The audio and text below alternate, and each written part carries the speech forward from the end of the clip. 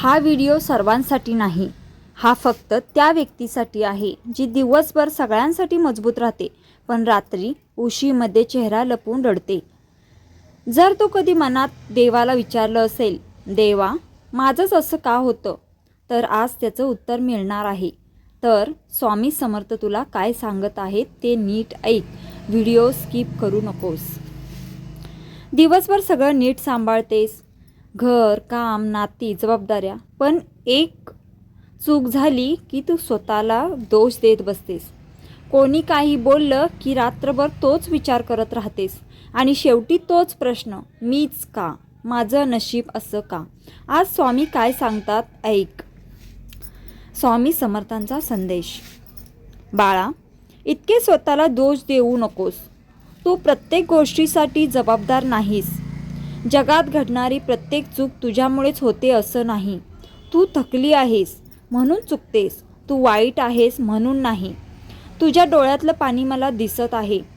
तू एकटी असताना माझं लक्ष तुझ्यावरच असतं. तू म्हणतेस, स्वामी माझंच असं का.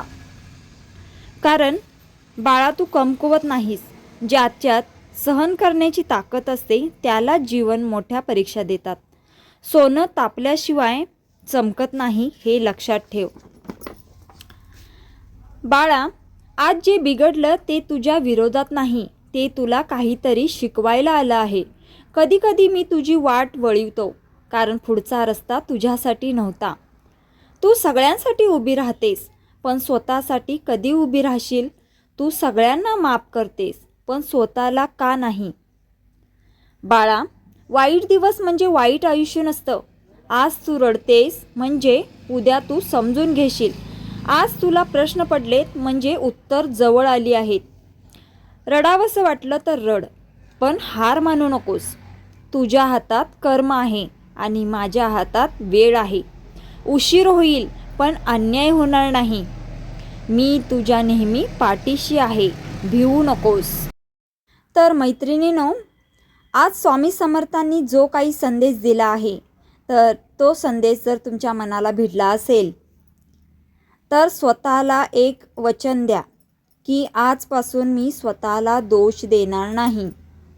आणि कमेंटमध्ये देखील लिहा, मी स्वतःला दोष देणं थांबवते. तर हा व्हिडिओ त्या व्यक्तीपर्यंत पाठवा जी बाहेरून मजबूत आहे पण आतून खूप थकलेली आहे, की जेणेकरून स्वामी समर्थांचा संदेश ऐकून त्या व्यक्तीत सुद्धा हिंमत येईल आणि स्वामी समर्थांचा आशीर्वाद त्याला देखील मिळेल. चला तर मग भेटूया पुढच्या व्हिडिओमध्ये. जय श्री स्वामी समर्थ.